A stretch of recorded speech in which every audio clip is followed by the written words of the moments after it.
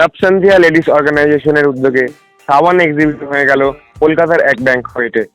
বিশিষ্ট অতিথি হিসেবে উপস্থিত ছিলেন বিশ্বম্বর নেওয়াল, জ্যোতি গুপ্তা, হেমন্ত মার্দা সহ অন্যান্যরা। এই এক্সিবিশনের পুরো প্রতিবেদন দেখুন perfect হ্যাশট্যাগে।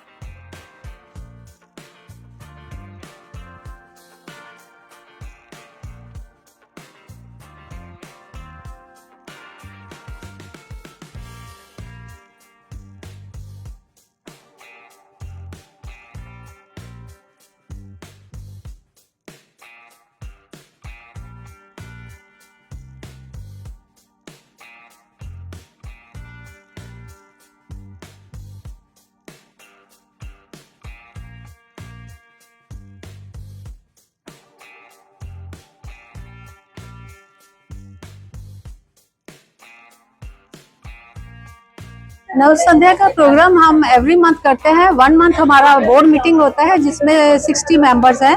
Then we discuss and finalise the next programme. Means 6 programme हमारे होते हैं, 6 to 7 in a year.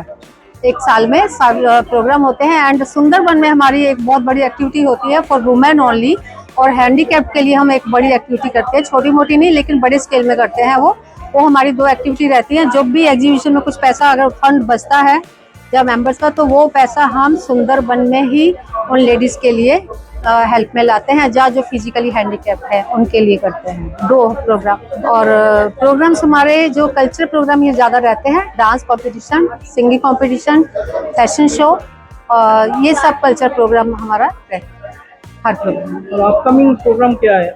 Upcoming next क्या आ रहा है ये तो हमें भी नहीं पता। टुडे जुलाई, अगस्त में बोर्ड मीटिंग है, सितंबर में हमारा होगा। अपकमिंग जो भी होता है प्रोग्राम हमारे कल्चरल ही रहते हैं। हाँ, इसके बाद हम एक्टिविटी सुंदरबन में करेंगे। अच्छा मैडम, आज आप स्पेशल गेस्ट बन के आई है, उसके बारे में थोड़ा बताइए।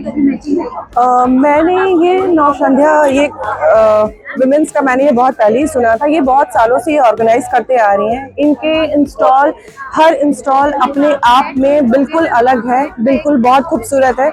और मुझे इस बार आने का मौका मिला, मुझे इसके लिए बहुत खुशी है कि मैं इस बार आई हूँ। मैंने अभी एक्सप्लोर किया नहीं, मैं अभी एक्सप्लोर करूँगी। तो ये अपने आप में सभी महिलाओं की एक बहुत अच्छा सा ये सराहनीय कदम है कि वो इतने सालों से इस क्लब को चला रही हैं।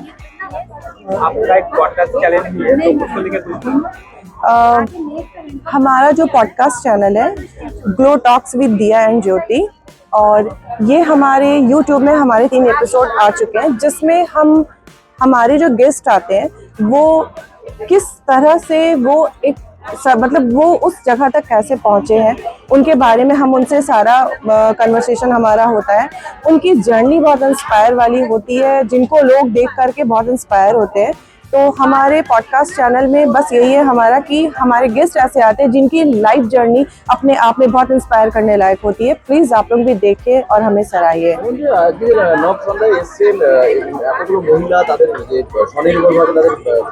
ব্যবসা করছে এবং আপনিও বহুদিন পরে কলকাতায় সবকিছু আজকের ব্যাপারটা নিয়ে এটা তো নৌসিন্দা প্রোগ্রাম তো প্রত্যেক বছরই হয়। আর নৌসিন্দা ক্লাব হচ্ছে মেনলি লেডিসদের নিয়ে। ওদের একটাই পারপাস হচ্ছে লেডিসদের কালচারাল অ্যাক্টিভিটি আর ওদের বিজনেস অপরচুনিটি দেওয়া। আর খুবই ভালো এদের সংগঠন আছে। সুতি ধারকে অনেক বছর দিয়ে এটা করছে, আমি অনেক বছর এই প্রোগ্রাম অ্যাটেন্ড করি।